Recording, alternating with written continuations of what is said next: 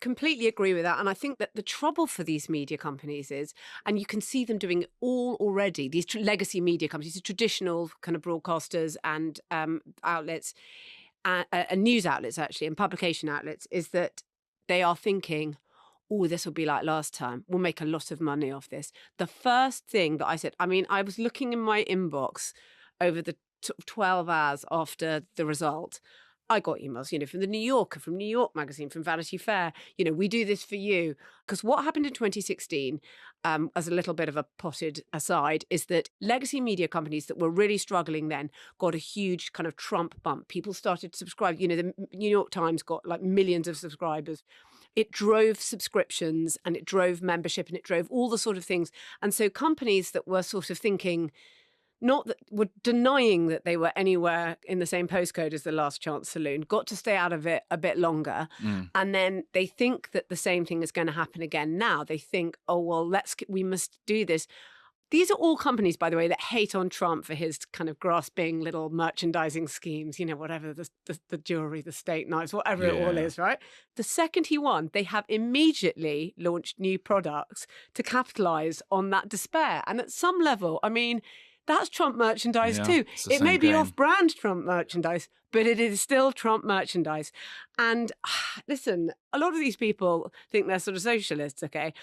I personally am a capitalist with interventions, right? And you're a capitalist with interventions. With market interventions, yeah. But I recognise capitalism when I see it, and it's all these people who are launching these products and launching this stuff, thinking, we're going to make some money off this, okay? So don't deny that that's what they're doing.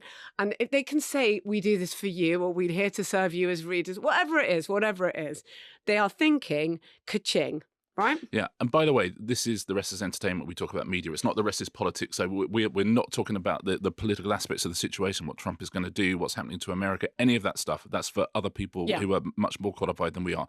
But what we can talk about is what role does the media play in this? What role does the media play before an election? And what role does the media play after the election?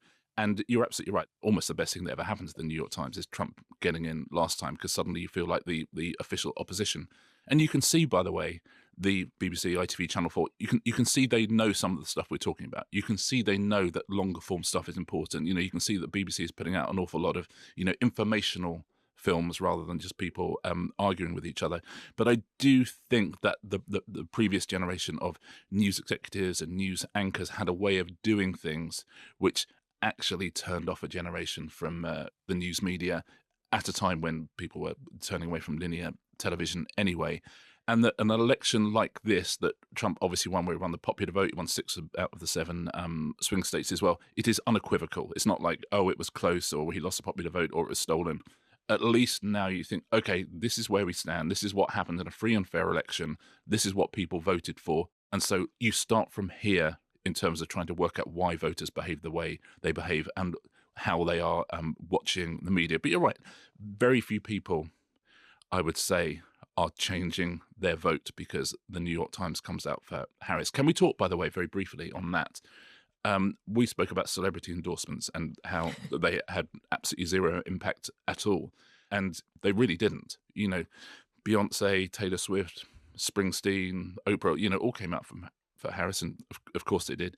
And it didn't and doesn't move the dial. And I think probably... Oh, I think it might potentially move the dial, but not the way they think it does. I really felt like when I was watching Lady Gaga crying at a piano on the sort of eve of the election, this is really... Why have they done this now? Why is it... The last few days were just like all the celebrities.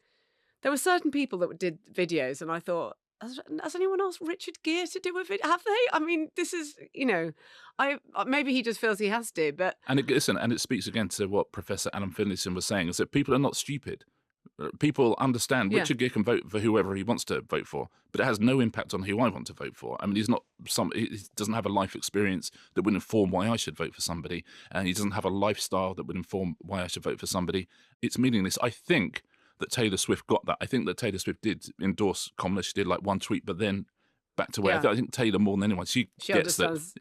It's not making any difference. I'm not, so it's, I want to say what I'm doing, I want to put it out there, but I'm not going to use my power to somehow mobilize a vote, because I don't have that power, because I'm one person and I'm a billionaire pop star. And